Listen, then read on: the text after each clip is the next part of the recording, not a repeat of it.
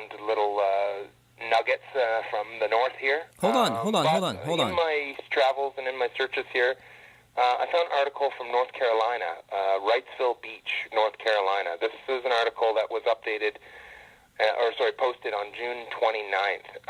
So not too long ago, probably about half a month ago. Let me read you this article. It's just a short one. I'll read it to you in its entirety, and then we can talk about it. Okay, cool. Wrightsville Beach, North Carolina.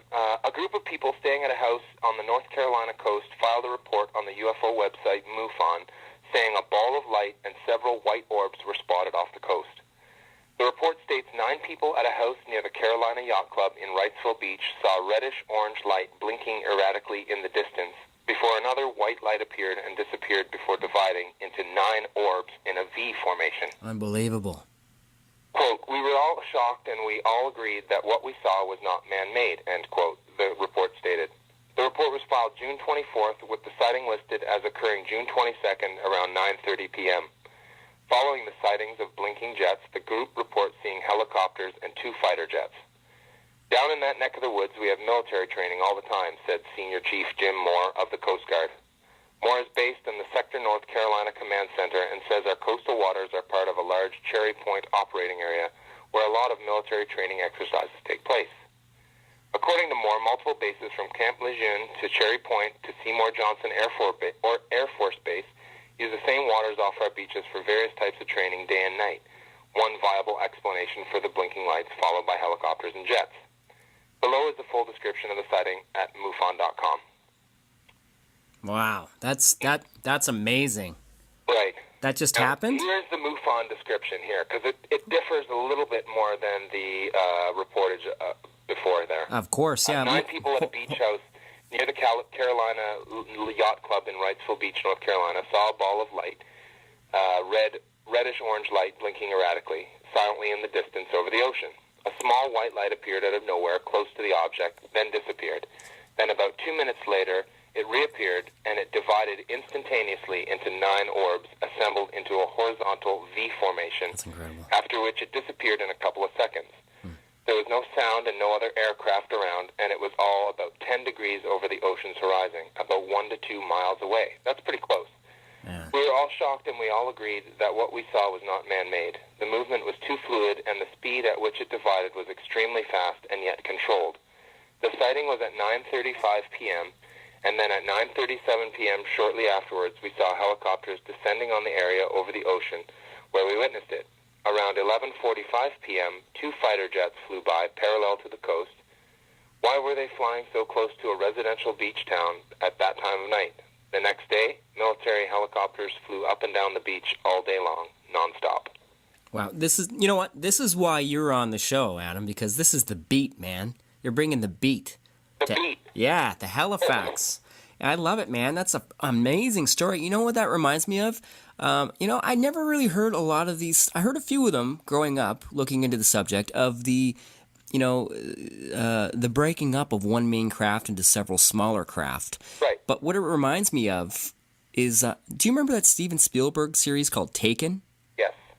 Basically, the whole series was the idea of these kind of trans-dimensional craft that had or maybe physical in our dimension craft that had the ability to break up and then reunite and then continue on as a single unit.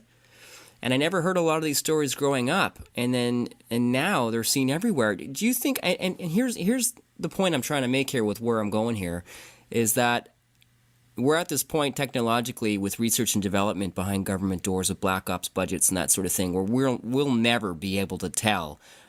Governments do not have a vested interest in keeping their people in the know.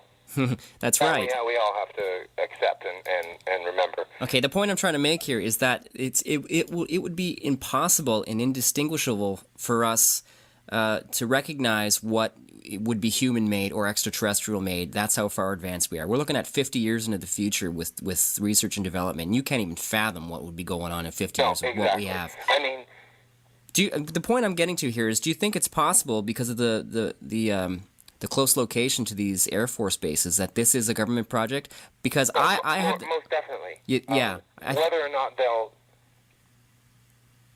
Sorry, I got to change phones here. Yeah. Sorry about that. Yeah, the reason... Go ahead. Whether or not this is man-made or not, I don't think it really is the striking point of this article. The striking point of this article is that 9 people saw this thing, and nobody's given them answers. There's 3 Air Force bases around, and none of them are giving the public the answers that they deserve. Yeah. They're saying it might be, military operations or military practice. It might be. They're not giving us anything definite. Yeah.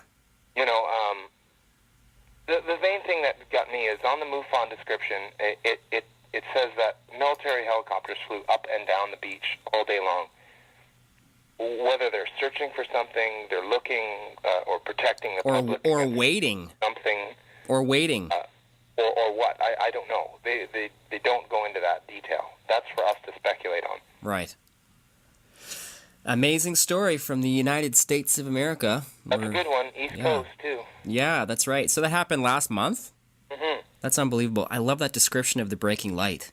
That's amazing. That's amazing. And if that is ours, which I have the gut feeling, I go with my guts a lot, and my intuition, and I know a lot of us do, I don't feel like that one in particular was ours. I felt like that was a disenchanted scramble to figure out what was going on there. But you know what? You can't tell anymore. I mean, who knows? Who knows, right? Who knows? Yeah. What else do we got? We don't have much time. We don't have much time left, Adam. Do you have anything on the science frontier for us? On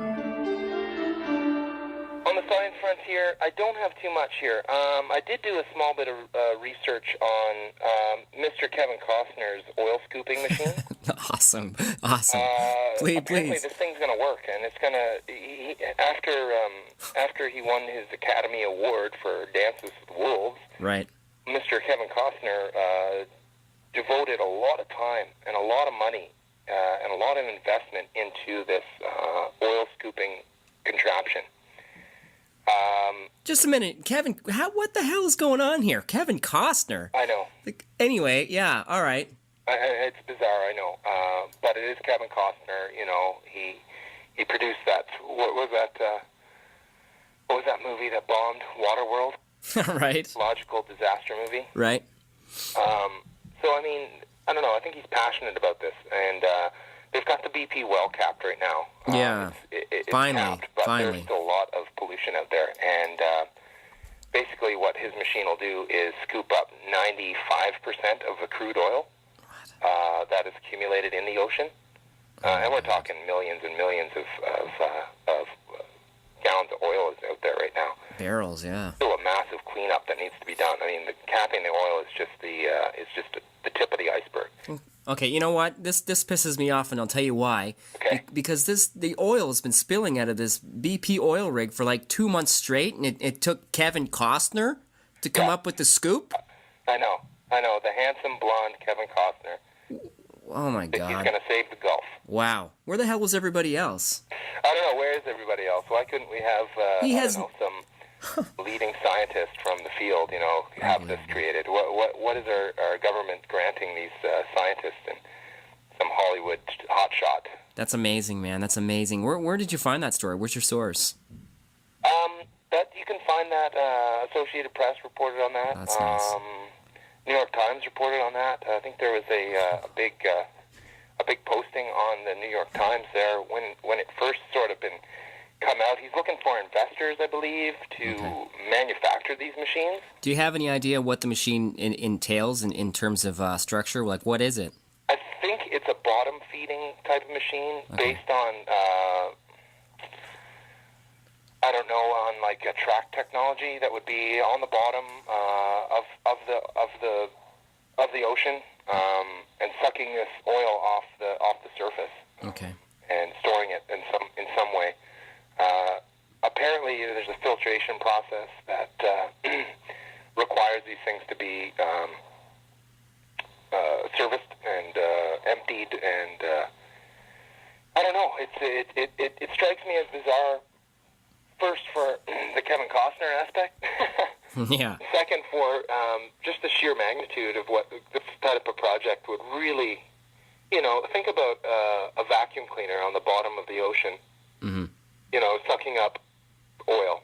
I mean, what a huge undertaking. Even if it's just the Gulf of Mexico, which is small water, small bit of water in compared to any other ocean that's out there. Right. Yeah. I don't know. I find it interesting for tech news because it has that Hollywood spin on it. Yeah, that's totally ridiculous, and I'm really disappointed in our government and America's government to wait for Kevin Costner. I know he's not making any movies, but I thought he was doing a tour. What did he draw these plans up on the tour bus? Last I heard about Mr. Costner was that he was a country music singer. Yeah, that's right. And I think I caught him on, CMT or something, doing some crappy country songs. Anyway, look, I'm cranky now. We got to move on. Look, I want to wrap this up, but I can't do it until we talk about this Sasquatch sighting. Do you have that info with you, the Sasquatch up north? I do, yeah. Do you mind if we do that? Just give me a second here. That's awesome, man. That's awesome. I really... Okay, just for all you listeners out there in Radioland, I have been infatuated with the idea of another strand of possible Homo sapien or, hominid out there that survived and possibly evolved while eluding Homo sapiens sapiens the entire time. Indigenous cultures all over the world have their own story. No matter where you go, someone's got a story of a creature just like this. Here, we know it basically as Bigfoot or Sasquatch, Yeti as you cross into the Himalayas. It's almost like a giant version of, a smaller version, or probably about the same size as Orang Pendek out of Asia. Anyway, I read so many books on this growing up and was blown away by it, and I am super excited to hear what you have to say about a homegrown Canadian sighting up there in your neck of the woods. Right. Now, they do use the term Yeti up in this article. Okay. The author is a guy named Brian Byrne, I believe his last name is. It's kind of hard to pronounce. I'm very familiar with him. Yep. Yeah, he lives in the Fraser River Valley, and he lives close to Prince George. Right. And he's found tracks back in 2003. He found some tracks in his backyard. Basically, he lives in a big acreage, and he found these tracks. Now, in my research here, I have some pictures, and he's got a 6-inch ruler sitting inside this track, and it's huge. It's huge. This track is about, I would say, 30 inches long. Wow. Almost 30 inches, just above, over 2 feet. Adam, can you answer a question for me? Sure. For all the listeners out here that aren't familiar with the BC geography, and they should be if they're Canadian because it's unbelievable, it's so beautiful, just give an idea of how far that is from where you're located, my friend. It's about 5 hours south of me. Okay, so it's not that close, but it's reachable. Right, very reachable. You can get there in a day. I was thinking I would run down there at some point this summer and talk to this guy, maybe even have an interview for your show. That would be amazing. That would be incredible, man. See what you can do. Now, the big thing about this Bigfoot, it wasn't a Bigfoot sighting, it's a track sighting, right? Okay. So they found these tracks. The big thing about it is that it goes on for about a half a kilometer before it disappears. All right. And between the tracks, the stride. They've done their scientific research here, and the stride is about 2 meters wide. Wow. About 42 inches. So this big, long stride of this animal, you can see in these pictures. I don't know if we can somehow get this up on your site at some point. Yeah. So you can see these giant pictures. This is a giant animal moving through here, if anything. It's just huge, the stride on this. Look, I have to do show notes for this episode, so why don't you fire those to unifiedfieldradio@gmail.com, and we'll post them up on the blog spot. I can do that. Cool. I can do that. All right. Right on. Yeah, well, anyway, look, we should probably wrap this up because I want to do just a little wrap-up for the show. Right now I'm looking at closing off at 170 minutes for this episode, so it's massive. This is like... Did you know... I was going to mention this before. Did you know that you're part of the legendary Stanton T. Friedman interview episode, my friend? I did not realize that, no. So not only did we get a legend and a hero in Mr. Stanton Friedman being on this episode, but we have another hometown hero, Big Adam, up there in Fort St. John. Thanks for being with us, man. Hey, my pleasure. Justin, thanks again for having me on the show. I'd love to do it again. I hope so, man. I love it. I love talking to you. We'll talk to you again soon.